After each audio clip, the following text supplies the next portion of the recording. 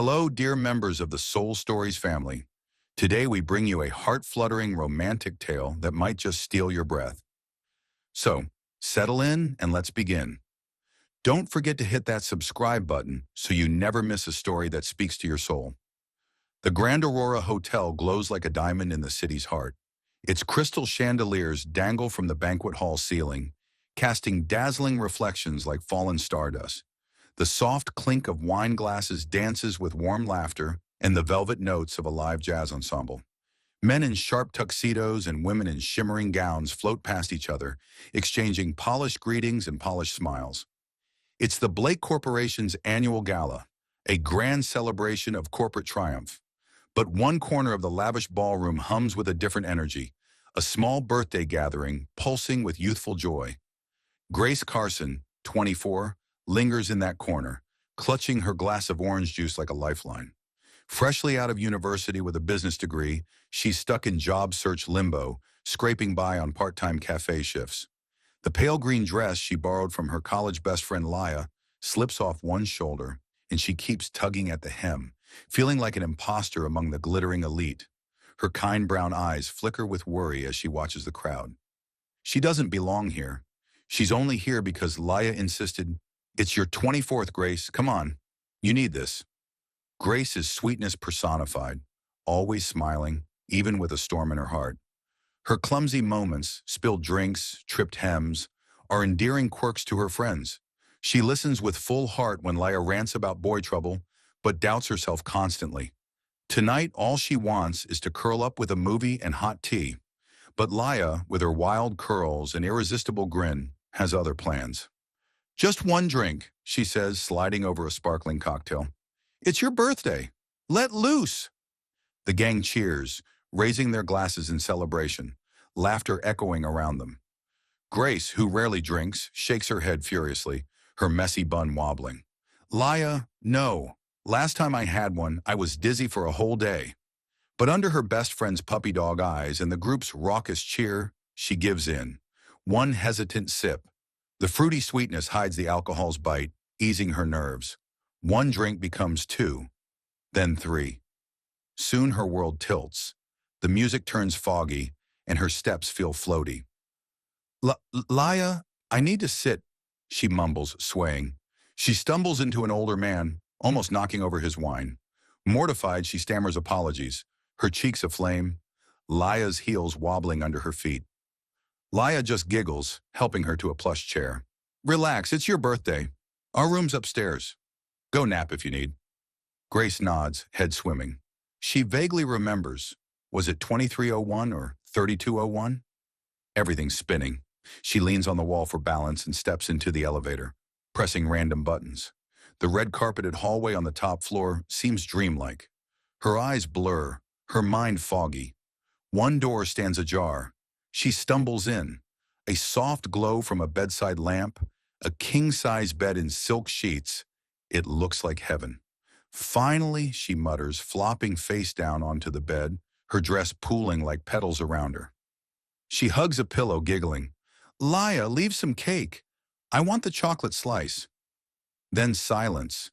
Grace slips into a deep, drunken sleep, not knowing she's in the room of Nathaniel Blake, the man who owns the entire building. Nathaniel Blake, 32, lounges in an armchair by the window, whiskey in hand, suit jacket off, tie loosened. Yet he emanates control, power, his presence sharp, like a blade in velvet. As CEO of Blake Corporation, Nathaniel built an empire from sheer grit and strategy. Tonight, he made a brief gala appearance to finalize a Japanese partnership, then escaped to solitude. He loathes crowds, insincerity, noise. 5 years ago, he was different, warmer, hopeful. He had a future planned with his fiancée, Vanessa, until she left him for an older billionaire, days before the wedding. Since then, he's been the ice emperor, heart-locked, emotionless. The whiskey helps dull the exhaustion, but not the loneliness.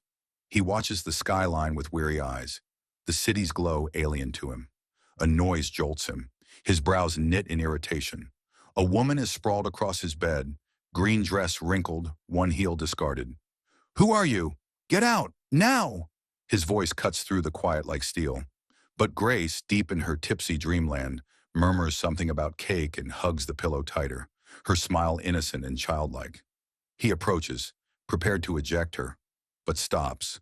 The lamplight brushes her face, revealing a kind softness. A mess, but harmless. He exhales sharply, rubbing his forehead. What kind of chaos is this? It's too late to involve hotel security without causing a scene. He studies her. A stranger, drunk, lost. She whispers, "Boss, please don't fire me. I'll do better." A strange tug pulls at his mouth. Half a smile he quickly swallows. With a reluctant sigh, he drapes a silk blanket over her. His hand lingers near her shoulder, but doesn't touch. Then he settles on the couch, jacket as a pillow. Somehow the room doesn't feel quite as cold. Grace's soft breathing hums like a melody, one he doesn't know he's already memorizing. Morning comes with golden rays bleeding through the curtain edges, casting a glow over the plush suite. Grace groans, head pounding, confusion thick in her mind. The scent of sandalwood and whiskey hits her nose. Unfamiliar. Her eyes snap open. "This isn't Laya's room," she gasps.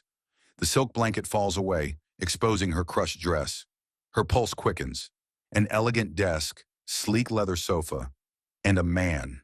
In the corner, he sits calmly, sipping coffee, watching her with unreadable eyes. Grace panics. "Oh my God, I'm so sorry," she blurts, scrambling to remember how she got here. I didn't know. I must have been drunk. My friend, she pushed me to drink. I swear I thought this was her room." Her words tumble out, voice high and shaking, cheeks burning. The man just lifts an eyebrow, gaze dissecting her every move. "I'll go. I'll leave, I promise," she squeaks, grabbing her heels and purse, almost tripping over the rug. "Thank you for not calling security. Really. I'm so sorry." Not daring to look at him, she rushes toward the door, heart hammering in her chest, hoping she'll wake up from this mortifying dream. Nathaniel watches her leave, then sets his cup down. A faint smile flickers on his lips. That girl, interesting. He remembers her crashing into the room, mumbling about pineapple cocktails and flopping onto his bed like a sleepy kitten. He'd meant to call someone, but her clueless innocence and dreamy chatter made him hesitate. Instead, he let her sleep, covered her up, and kept his distance. Now he straightens his suit. She probably has no idea who he is. And that's fine. He doesn't plan on seeing her again. His world doesn't need more complication. 3 days later, Grace stands before the glass tower of Blake Corporation, her old flat scuffing the polished steps. Gentle yet stubborn. Grace blinks, surprised by the question. "Only when someone's clearly terrible at resting," she replies, then winces at her own boldness. But Nathaniel chuckles, a quiet, low sound that startles her more than if he had snapped. "I see," he murmurs, setting the spoon down and leaning back slightly. "You're persistent, Miss Carson." She shrugs, suddenly shy. "Just, trying to help." There's a moment of silence, not awkward, but oddly warm, like an old melody hummed under one's breath. Nathaniel watches her, eyes no longer sharp but searching, as if trying to decode her kindness. "Thank you," he says at last, his voice barely above a whisper. Grace nods, gathering her courage before backing away. "I'll leave you to rest then, Mr. Blake. Good night." As she walks out, Nathaniel's gaze follows her, the faintest curve of a smile tugging at his lips. He hadn't expected her to come back, hadn't expected chicken soup, and he certainly hadn't expected a secretary, his secretary, to warm a corner of his heart he thought was long frozen. And somewhere, just outside the building, under a sky smeared with rain and city lights, Grace pauses for a moment, her own heart fluttering without reason, then turns toward home, unaware that something between them had just shifted. Suddenly his voice lowers. "Worrying about others even when they don't ask for it." Grace blushes, scratching her head. "I just thought you needed something warm. You work too much." She doesn't realize her candid words have touched a small corner of Nathaniel's heart, a place he thought had long frozen over. While Grace carries on obliviously, Nathaniel grapples with an internal battle. He starts noticing small things about her. The way she chews her pen when focused, the soft hum she lets out when she thinks no one's listening, or how she always carries mints and offers them to colleagues. These things unsettle him. He doesn't want to be drawn in, doesn't want to open his heart. But every time Grace appears, he instinctively finds reasons to keep her around longer. "Carson, double-check the contract with the Japanese partners," he says one Friday afternoon, even though James had already reviewed it twice. Grace nods, unsuspecting, and stays late into the night. Nathaniel sits in his office pretending to read, but his eyes keep drifting to the glass door, where Grace types diligently. He tells himself it's just curiosity. Deep down, he knows he's lying to himself. Laia, Grace's best friend, seizes every chance to tease her. One evening, as they sit in their favorite cafe, Laia sips her latte and smirks. "I bet your boss isn't as cold as you think. Who pays that much attention to a newbie secretary? I smell romantic drama." Grace laughs, shaking her head. "You've watched too many rom-coms. Mr. Blake's just strict. Besides, I just want to do my job well and stay out of trouble." But Laia won't let it go. "Just wait. I bet you'll melt that iceberg." Meanwhile, James, Nathaniel's assistant, starts noticing the odd signs too.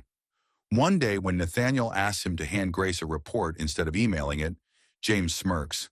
"Boss, if you want to talk to Miss Carson, just tell me to set up a meeting. No need for all this." Nathaniel glares. "What nonsense are you spouting? Get back to work." James chuckles, walking off and leaving Nathaniel with his tangled thoughts. He doesn't want to admit it, but Grace's presence is becoming an indispensable part of his day. One morning, when Grace enters the office with a radiant smile, Nathaniel feels something stir. She's wearing a cream sweater, her hair tied high, her eyes sparkling as she greets him. "Have a great day." Nathaniel nods, but this time he responds, his voice low. "You too, Carson." Grace nearly drops his coffee. Nathaniel Blake just answered her. She turns away, hiding a smile, unaware that Nathaniel is watching her, his eyes holding a rare warmth. The distance between them, though still filled with barriers, is slowly being bridged by small, sincere moments. In the days that follow, Nathaniel continues to accidentally assign Grace more tasks. She responds with diligence and smiles. They haven't said it aloud, but an invisible thread is forming, pulling them closer, bit by bit. In Nathaniel's heart, the icy barrier begins to crack, and he's unsure if he's brave enough to face what's coming. The rain patters softly against the glass tower of Blake Corporation, casting a hazy, ethereal veil over the skyline. Grace Carson sits in the break room cradling a mug of hot tea, listening to the lively chatter of her colleagues. She usually avoids office gossip, but today the name Nathaniel Blake stops her cold. Two accountants, Sarah and Jessica, whisper in the corner, their voices thick with curiosity and drama. "You heard about Mr. Blake's past, right?" Sarah leans in, eyes gleaming. "He was this close to getting married. His fiancée, Vanessa, dropped dead gorgeous, but she ditched him days before the wedding. Rumor has it she ran off with some French billionaire, way richer than him." Jessica gasps softly. "No way. It's hard to believe. He's so cold now. But to think he was head over heels once? That must have wrecked him. No wonder he doesn't date anymore." Grace bows her head, pretending to focus on her tea, but her heart races. Nathaniel Blake, the man who keeps the world at arm's length, was betrayed. She imagines him standing alone in a tuxedo, waiting for someone who never came. A pang tightens her chest. She knows what it's like to feel left behind. Not in love, but in those quiet moments where she wondered if she'd ever be enough for someone to stay. She glances toward Nathaniel's office. Through the glass, he's bent over documents, his face as unreadable as ever. But now Grace sees him differently. From that day on, she starts noticing Nathaniel more. But not like a wide-eyed girl with a crush. She notices with quiet care. She doesn't try to cheer him up or make him laugh, like Laia once suggested. Instead, she leaves a cup of ginger tea on his desk on chilly mornings, corrects typos in his reports with a cheerful note, and listens when he speaks in that steady, low voice. One late evening, with the office empty, Grace stays to help Nathaniel prepare for a critical meeting with Korean partners. The fluorescent lights glow above a desk piled with documents. Nathaniel, though still impeccably composed, carries a trace of exhaustion in his eyes. "You don't need to stay," Nathaniel says suddenly. "It's late." Grace smiles, shaking her head. "It's fine, sir. I want to make sure everything's perfect for tomorrow's meeting. You always say details are everything, right?" She winks, trying to lighten the mood. Nathaniel looks at her, a flicker of surprise in his eyes. Then, caught in an unguarded moment, he murmurs, "My mother used to say that." Grace looks up, startled. She'd check every cookie before bringing them to a party, even if it was just my backyard birthday. He turns away, gazing at the dark window. "They were ordinary, just some balloons and a burnt cake. But I miss those days." His voice drops, carrying a sadness she hadn't heard before. Grace doesn't press. She nods, offering a gentle smile. "Sounds cozy. I always ruin birthday cakes. Once I dumped an entire jar of sugar into the batter. My family was sick of sweets for days." She laughs, hoping to draw him out of his gloom. Nathaniel glances at her, the corner of his mouth twitching. "You're a disaster in the kitchen," he says, but his tone lacks its usual frost. Grace laughs louder, feeling like she's cracked a layer of ice. But that night, as she leaves the office, Nathaniel stays behind, gripping his pen. He doesn't want to remember, doesn't want to feel, but somehow Grace keeps slipping through the walls he's built. In the following days, Grace becomes a quiet constant, a cookie with a note.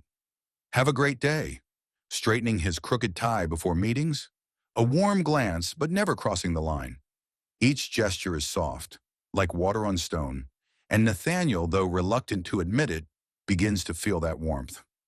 One afternoon, as Grace brings documents into his office, she drops a stack of papers. Nathaniel bends to help. Their hands brush. Both freeze. Their eyes meet. And in that moment, Grace sees it. The struggle in his gaze, the desire to connect, and the fear of being hurt again. She smiles, standing up and pretending nothing happened. "Thanks. I'm such a klutz." Nathaniel doesn't respond, but as she leaves, he watches her, his heart heavy with questions. Is he stepping onto a dangerous path? Or is this the first time he's been brave enough to try again? One weekend during a coffee date, Leah notices something in Grace's tone when she mentions Nathaniel. "You like him, don't you?" Leah teases, her eyes gleaming. Grace blushes, shaking her head. "It's not like that. He seems lonely. I want to help, like a friend." Leah raises an eyebrow. "Friend? You make him soup. Stay late with him. Now you're talking about his ex-fiancée. Grace, that's not friendship. That's the start of a romance novel." Grace laughs, but deep down, she knows Leah isn't entirely wrong. Tries to stay strong, to wear her usual bright smile like armor. But each encounter with Nathaniel chips away at her resolve. She's been patient, hoping he just needed time. But now she's starting to wonder. Was that night just a moment of weakness for him? A lapse he's now determined to forget? In his glass-walled office, Nathaniel watches her through the tinted pane. Every time she walks by, his chest tightens. He remembers the way she looked in the morning light, her sleepy smile, the way she whispered, "I just need you." And yet, he also hears Vanessa's voice echoing in his mind, cruel and cold. "You don't know how to love. You'll only hurt them." He's terrified that Grace, too, will one day look at him with disappointment and leave. "Mr. Blake, the Paris file you requested," Grace says quietly, stepping into his office with a manila folder. Nathaniel looks up, their eyes meeting for a second too long. "Thank you," he says. His voice is formal, restrained. She hesitates. "Is there anything else you need?" So many things, but none he dares ask for. That will be all, Carson." She nods, lips pressed together, and turns to leave. But just before she steps out, he speaks again. "Grace." She stops. It's the first time he's said her name in weeks. Her breath catches. Nathaniel stands, something raw and uncertain flickering in his gaze. "I didn't forget that night," he says quietly, "and I don't regret it." She turns slowly, heart thudding. "But," he continues, his voice tightening, "I don't know how to be the man you deserve." Grace walks back to him, her steps steady despite the storm in her chest. Then learn, she says, her voice soft but unyielding. We don't get many chances in life to feel something real. Don't throw it away just because you're scared. For a moment, Nathaniel says nothing. Then he reaches out, his fingers brushing hers. It's not a grand gesture, but it's something. A start. The frost between them doesn't melt in a moment. But as Grace leaves the office, her eyes shimmer with something like hope. And Nathaniel, watching her go, finally allows himself to think. Maybe, just maybe, love isn't something to fear. Maybe it's the very thing that could set him free. Her, Nathaniel, Vanessa. I saw her in your arms and it broke me. You didn't push her away. You didn't say a word. For weeks you treated me like I was invisible. You told me I deserved someone better. And maybe you were right. But you can't just show up now and pretend like none of that happened. Nathaniel's expression cracks, the anguish in his eyes unbearable. I didn't say anything because I was afraid. Afraid of how much I love you. Afraid I'd destroy you like I've destroyed everything good in my life. But seeing you walk away, getting that email, Grace, it ripped something out of me. I didn't push Vanessa away because I was in shock. But I don't love her. I haven't for years. I love you. She shakes her head, heart pounding. Please, Nathaniel, don't say that just because you feel guilty. I'm not guilty, he says, voice trembling now. I'm desperate. I've been numb since you left. I couldn't eat, sleep. God, I couldn't even breathe. Grace, I love you. I need you. Not out of guilt, not out of duty, out of love. Her hand drops to her stomach involuntarily. Nathaniel notices. What is it? He asks softly, stepping closer. Grace opens her mouth, hesitates, then finally breathes out. I'm pregnant, Nathaniel. The words hang in the air like thunder, loud and impossible to ignore. His eyes widen, his chest rising and falling in uneven breaths. Pregnant? He repeats, voice breaking. She nods. I found out the morning I saw Vanessa. I didn't tell you because I thought it wouldn't matter to you. That you'd already made your choice. Nathaniel stumbles a step forward, tears glistening. Grace, you thought I wouldn't want our child? He kneels before her right there in the cafe, not caring who sees. You are everything I've ever wanted. And this baby is a miracle. Please don't go. Come home with me. Let me prove I'm not the man I was when she left me. Let me love you. Let me love both of you. Grace stares down at him, her heart a storm of hope and fear. Could she trust him again? Should she? Would you have forgiven Nathaniel if you were in Grace's shoes? Let us know in the comments. And if you believe in second chances and the power of love, don't forget to like, share, and subscribe to our channel for more heart-tugging stories. You're with Vanessa. I know you still love her. You said you weren't worthy of me. For a month you treated me like a stranger. I can't stay, Nathaniel. Grace's voice quivered as she stepped back, but Nathaniel closed the distance, ignoring the rain and the stairs. You're wrong, he said, pain cracking his voice. Vanessa means nothing to me. She hugged me, but I sent her away. I don't love her. Haven't since she betrayed me. He looked at Grace as if nothing else in the world existed. The one I love is you. You stumbled into my room, into my world, and now I can't let you leave. His words hit her like a tidal wave. Grace covered her face, sobbing. But you pushed me away, she cried. You made me think I didn't matter. I didn't know what you felt, and I couldn't take it anymore. Nathaniel dropped to his knees, heedless of the puddles forming around him, his soaked suit clinging to him. He took her hands. I was scared, Grace. Scared I'd hurt you like I was hurt. But I was wrong. You changed me. You made me want to live again, to love again. I'm not promising perfection, but I promise to spend my life making you happy. Please, don't go. Grace stared at him, heart torn. She wanted to believe him, to fall into his arms, but the pain still clung like mist. Then, as if the secret burned her from the inside, she blurted out, I'm pregnant, Nathaniel. She choked on a breath. Your child. I was going to leave because I thought you didn't want us. Nathaniel froze. His eyes widened. Pregnant? He echoed, his voice trembling. Then, as if everything inside him snapped into clarity, he stood and pulled her into his arms, ignoring her feeble protest. God, Grace, why didn't you tell me? I want you. I want our child. I won't let you go. Ever. She sobbed against him, a mixture of pain and hope. But what if you change your mind? She whispered. What if you get scared again? He kissed her forehead, the rain mingling with tears. I swear, Grace, I'll be with you and our child, no matter what. You're my home. The cafe fell silent except for the sound of the rain and Grace's soft sobs. Some patrons wiped their eyes. Others smiled. Grace, though still hurting, felt something warm unfurl in her chest. She didn't know what the future held, but in this moment, she chose to believe. They left the cafe. Nathaniel held her hand tightly, guiding her to his SUV. The rain stopped, Grace whispered, looking up at the sky dotted with stars. Nathaniel opened the door and draped his coat over her shoulders. We're going back to New York, he said gently. Together, and we'll do this right. She nodded, her hand resting on her stomach. Fear lingered, but Nathaniel's steady gaze gave her hope.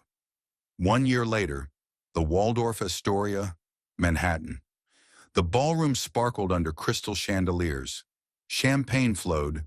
The string quartet played Clair de Lune. Grace Carson, now executive assistant to Nathaniel Blake, stood tall in an emerald gown. No longer the clumsy girl who once spilled coffee, she radiated quiet strength. Across the room, Nathaniel watched her in awe, his black tuxedo crisp, his eyes soft with pride and adoration. Over the past year, he'd kept every promise. He opened up about his past, held her hand through Central Park, and reminded her daily that she was his world. When Grace gave birth 2 months ago, Nathaniel stayed by her side for 12 hours, whispering comfort. Their daughter Lily had his eyes, and in that moment, Nathaniel knew he'd found everything. Now as he took the stage for the 20th anniversary gala of Blake Corporation, he looked out at the crowd, then directly at Grace. Blake Corporation isn't just a company, it's a family. And tonight, I want to thank the person who taught me that. He extended a hand. Carson, will you come up here? Grace's eyes widened as the crowd turned toward her. Flushed but composed, she climbed the steps. What are you doing? She whispered. Nathaniel smiled, then dropped to one knee.